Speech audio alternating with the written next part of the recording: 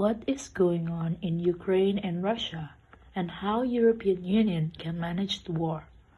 Hello everyone, this is Group K5 and this is European Union efforts in managing the war between Ukraine and Russia. Before we focus on European Union, let's take a brief history on why did the war even happen. Ukraine and Russia is very close geographically, and fun fact, around World War I, Russia actually invaded Ukraine, including several other nations such as Belarus and Moldova. Thus it became part of the Soviet Socialist Republic, or USSR, until the end of their collapse in 1991, where Ukraine became an independent nation.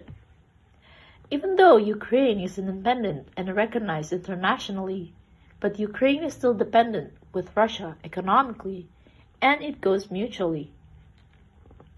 Fast forward, Russia illegally annexed Crimea, a part of Ukraine, which placed Ukraine in a security emergency for water source and economy source in 2014, under geopolitical and economical motives. Now, this is where it gets interesting. While Ukraine is a neutral party, they still remain close with one of Soviet Union's biggest enemy, which was North Atlantic Trade Organization, or NATO. Russia sees the expansion of NATO as a threat to getting Ukraine's heart. European Union perceive Russia's action as direct existential threat to the European security order, which based on their motives of economy and geopolitics that force us to take back what was in the history. The role of European Union, its very close sibling, is to provide security and military support for Ukraine. European Union also had provided an agreement with Ukraine with financial aids and military training of EUMAM, as well as making foreign policy such as Common Foreign Security Policy and Common Defense Security Policy. Transform the European Union from an economic power into a geopolitical actor. And they manage this through two main pillars. First is the CFSP, or Common Foreign and Security Policy. Through this, the European Union imposed strict sanctions. They banned Russian oil and cut major banks off from SWIFT, which is the global payment system. This stopped Russia from funding the war. Second is the CSDP, or Common Security and Defense Policy. Historically, the European Union couldn't buy weapons, but now they use the EPF, or European Peace Facility, to reimburse members for military aid. They also launched EUMAM, or the European Union Military Assistance Mission, which they're training over 60,000 Ukrainian soldiers. Ultimately, this is not merely charity. By protecting Ukrainians' borders and resources, the European Union is actually defending its own domestic security. The impact of implementations.